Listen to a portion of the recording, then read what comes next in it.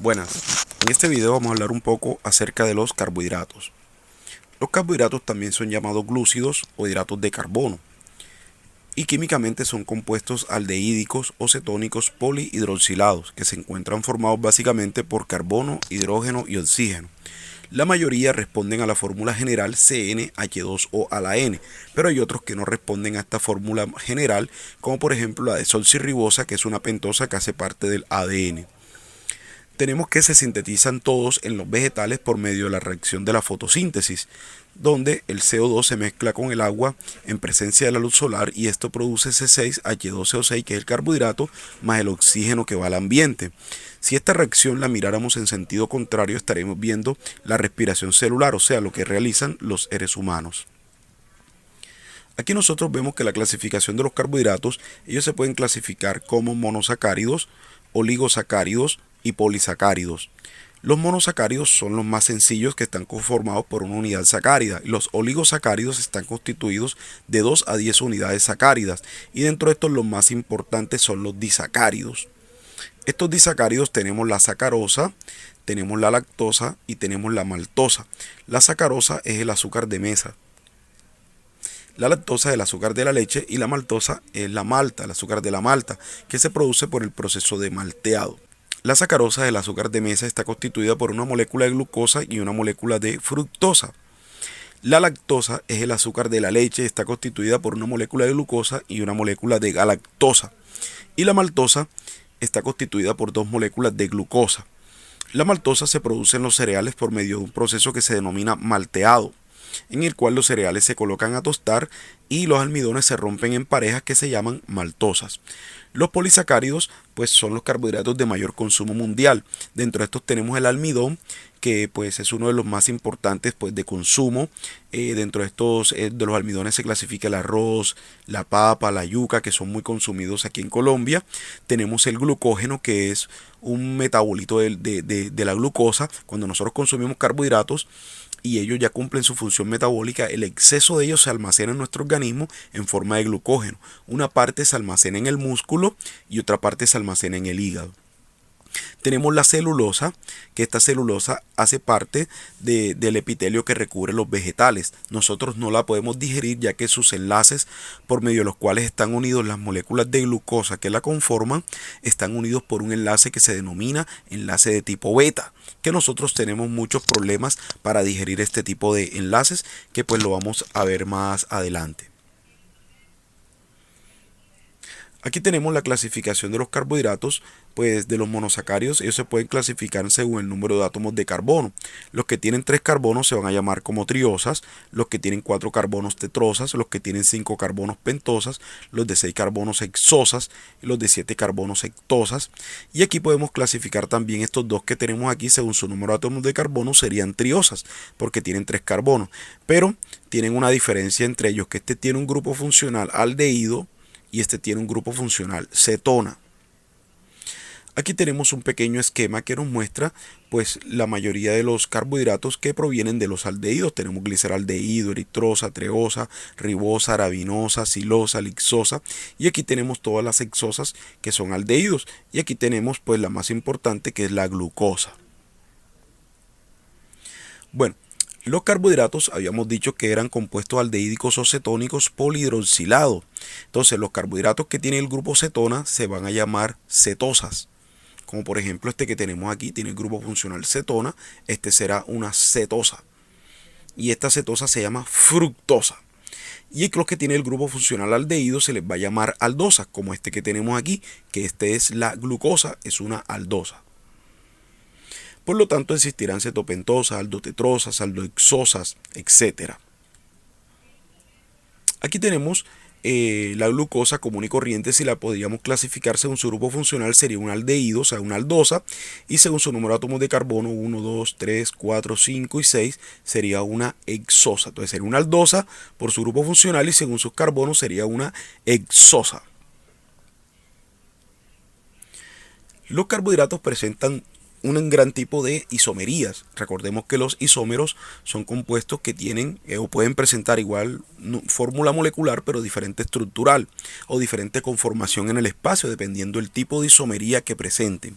En este caso, estamos observando un tipo de isomería que se denominan isómeros especulares o enantiómeros, en el cual tenemos la D-glucosa y la L-glucosa. ¿Cómo podemos diferenciar cada uno de ellos? O sea, como si estuviéramos aquí viendo un espejo. Este es el reflejo exacto de este que está acá. Estos son unos isómeros, pero en cualquier otro carbohidrato que nosotros queremos observar si es dextro o levo, entonces nosotros miramos el hidroxilo del penúltimo carbono.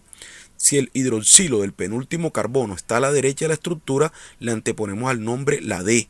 Pero si el hidroxilo del penúltimo carbono está a la izquierda de la estructura, le anteponemos la letra L. Aquí tenemos que la reacción más importante que presentan los carbohidratos es la formación de miacetales.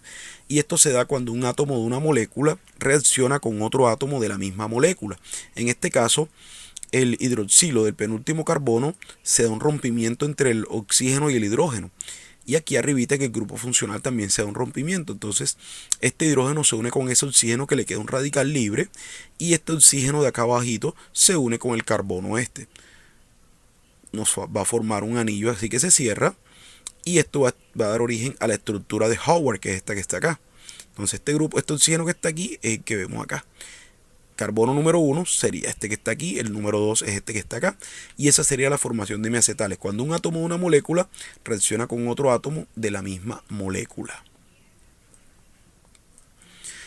Los carbohidratos pueden cerrarse en anillo, entonces tenemos los que pueden cerrarse, pueden ser en 5 átomos y se introducen en el furano y se van a llamar furanosas, o los que se introducen en el pirano, que son de 6 átomos de carbono y se van a llamar piranosas. Los carbohidratos tienden a cerrarse en anillos, entonces ellos pueden estar en la estructura de Fischer, que es la lineal, que es la que hemos visto hasta el momento, o la estructura de Howard, que es donde ellos se introducen sea en el pirano o en el furano. Entonces el nombre correcto de la glucosa sería alfa-dextroglucopiranosa. Algo importante aquí, que este carbono número 1 se llama carbono anomérico o carbono reductor y es el responsable del dulzor del azúcar. También estos carbohidratos pueden ser de tipo alfa o de tipo beta. Y esto tiene que ver con el grupo hidroxilo del carbono anomérico. Si ese grupo hidroxilo del carbono anomérico se encuentra hacia abajo, se dice que el carbohidrato es de tipo alfa. Y si este grupo hidroxilo del carbono anomérico se encuentra hacia arriba, se dice que el carbohidrato es de tipo beta. Bueno, entonces, el nombre correcto de la glucosa completo sería alfa-dextroglucopiranosa, o sencillamente, como le llaman en clínica, dextrosa. Aquí tenemos que los carbohidratos, los monosacáridos, ellos se unen con otro, tienen que unirse con otro monosacárido para poder formar un oligosacárido. En este caso, habíamos dicho al inicio que los más importantes eran los disacáridos.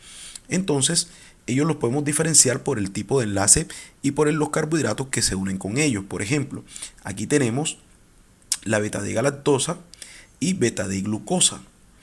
Aquí tenemos el enlace de tipo alfa, alfa 1,4, porque este es el carbono número 1 con el carbono 4 de otro carbohidrato, forma enlace alfa 1,4. Este sería de tipo beta. El de tipo beta se puede representar de esta manera. Uno hacia arriba y el otro hacia abajo, se dice que es beta, y los que son alfa pueden ser hacia abajo o hacia arriba. Nosotros casi todos los carbohidratos que podemos digerir son de tipo alfa. El único carbohidrato en estado beta que nosotros podemos digerir es la lactosa, y sin embargo existen una cantidad de problemas relacionados con la intolerancia a este carbohidrato. Si nosotros vemos 1,1 glucosa, este carbohidrato se va a llamar trealosa.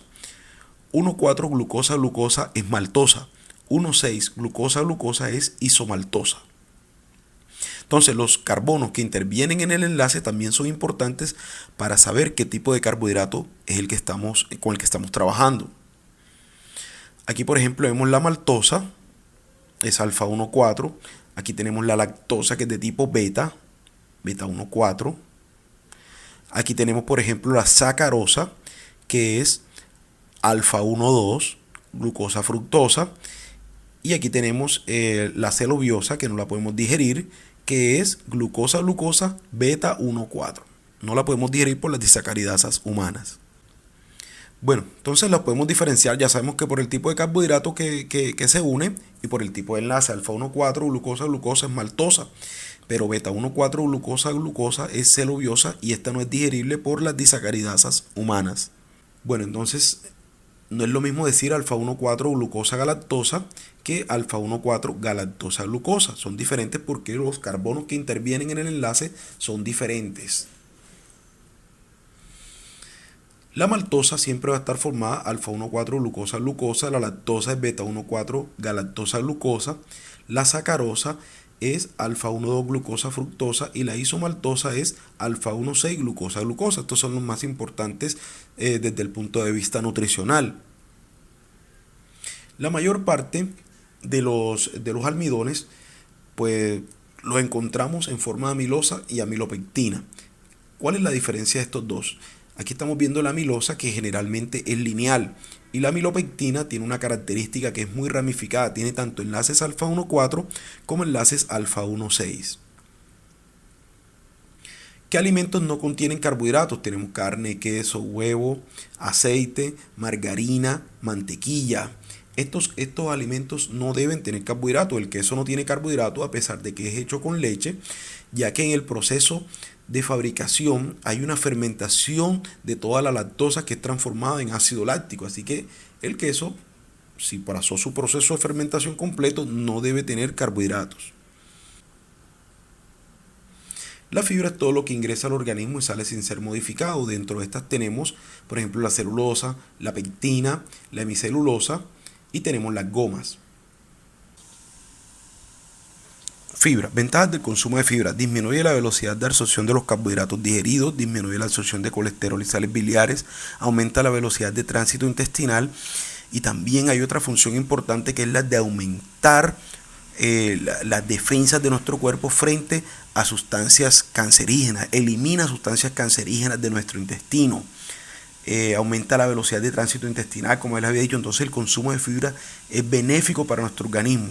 Y este tipo de alimentos es lo que se conoce como alimentos prebióticos, que no aportan calorías, porque habíamos dicho que salen de nuestro organismo sin ser modificados, pero cumplen otras funciones importantes en nuestro organismo, como la de prevención de patologías. Muchas gracias.